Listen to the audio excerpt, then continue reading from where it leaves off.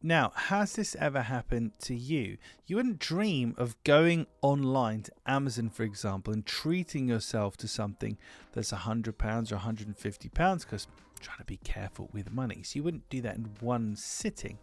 However, over the course of a couple of days or perhaps the month, you buy something for £10 here and something for £20 there. And before you know it, you've spent the £100 or the £150.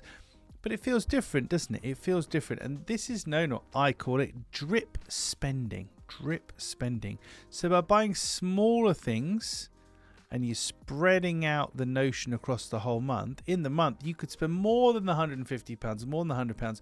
But because you don't feel it and because you're treating it differently, it doesn't feel as bad. And this is one of those how people work moments where it's much harder to get somebody to pay £150 in one chunk versus £15 10 times or £30 3 times, or whatever the maths happens to be on that. Similar kind of thing happens, well, with Netflix. First of all, it's much easier to watch show after show after show. Before you know it, you've done 6 hours of watching. Well, I don't, but I know people that have done that. Versus sitting there and go, right, I'm going to watch a 6-hour film. You'd never last a distance.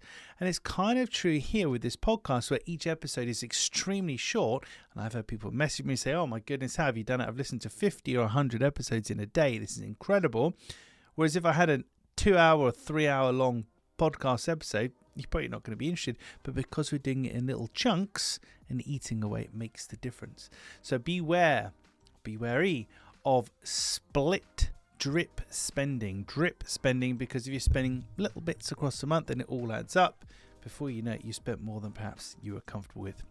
Right, that's it for this episode of the podcast. Thank you for listening or watching all the way to the end. I'll catch you tomorrow.